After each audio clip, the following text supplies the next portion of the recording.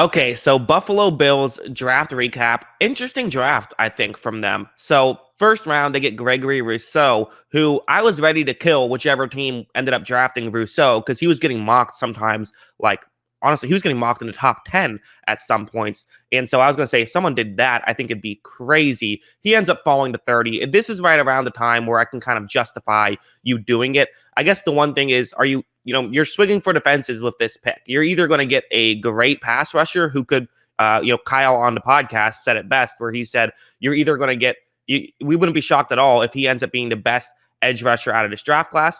And you wouldn't be shocked at all if he's out of the league in 3 years. He's a big, yes, he has great size. He looks awesome when he's playing. The issue is that he was almost never beating tackles to get his sacks. It was a lot of coverage sacks. It was a lot of, it looks like containment's given up, but then since he's long, he can kind of go over and make the play, which doesn't happen in the NFL. And it was a lot of sort of him doing other stuff where him kind of just hovering around a line and then rushing in. But at the same time, there could be value there, and we could see him being a great edge rusher. We could also see him just sort of being a Jadeveon Clowney type that can kind of disrupt things. Those are all possibilities. So I've kind of gone back and forth like 100 times on this pick. I think as of right now, where I'm standing, I feel like I would say it's good. Like I would say that there's plenty to like about it, and I think that it's a risk.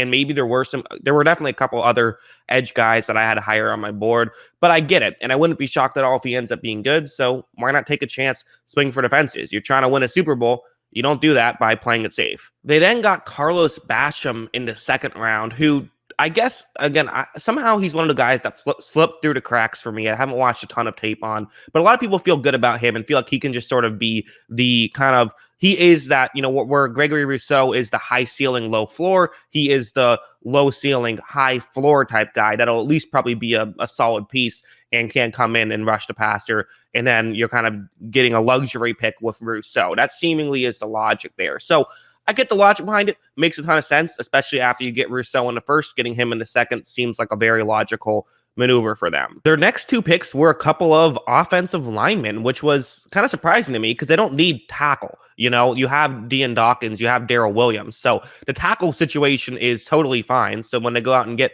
Tommy Doyle and they get Spencer Brown, there's a bit that's like, I'm like, wait a second, why are you doing that? Because you don't need tackle. Maybe you could have gone running back here potentially, which I feel like they could use another back in the room because I like having a plethora of halfbacks.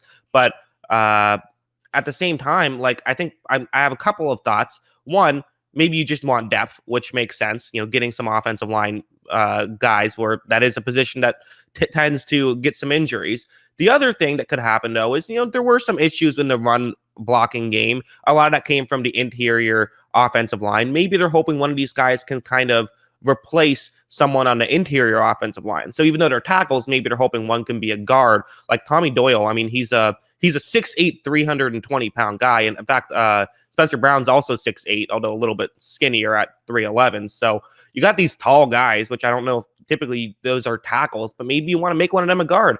I don't know. But that's interesting to me, and I wonder exactly what's going to happen there. They then drafted Marquez Stevenson in round 6, who's mostly a speed guy, although he's not even really that fast. He ran a 4.45 40 time, which was, again, pro day times, probably not even below a 4.5. So it seems like he's mostly just going to be a special teams guy who maybe has a chance to get some playing time. Also, apparently, part of it is, he has an injury history, which is why he fell a little bit. So maybe you hope that you can sort of improve there. So kind of an odd pick, but maybe if you get a special teamer in the 6th round, there's worse ways to spend a 6th round pick, I guess. And then with their final 3 picks, you have DeMar Hamilton, who's a safety, apparently a very good run stopping, kind of aggressive safety who, to me, that feels like, okay, great. Another special teams guy who could potentially add some depth because obviously, with Micah Hyde and Jordan Poyer, you don't need a safety. He's not going to compete. But with 6th round picks, usually these are just depth pieces anyways. And like Rashad Wildgoose, who has the best name in sports potentially, Wild Goose, love that name. He seems like another guy who I guess his value is kind of a slot corner type guy. So maybe there could be some value there because that might end up being something you need in the future. So maybe, but again, depth if nothing else. And then Jack Anderson, another offensive lineman who, again, seems like he could just be someone who feels like for him it's probably is just depth. it's the 7th round. You pretty much just say who has a chance to play at some point. You seem like you have a chance. We'll get you. That tends to be how it works. So I don't think the position matters too much there.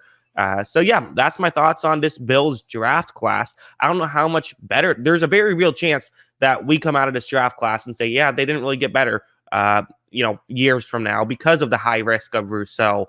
Although they probably at least got an edge, and they needed to improve their edge. So I get it. And when you're a team that really only has one weakness, spending a couple of assets on that weakness absolutely makes sense to me. I mean, there's a couple other things you could argue, but that's their biggest weakness, and they're trying to shore it up. And honestly, rushing the passer is really important. So trying to get that squared away, I totally understand it. That's what I think. What do you guys think? Let me know in the comments below. Always love hearing from you. And of course, as always, thanks for watching.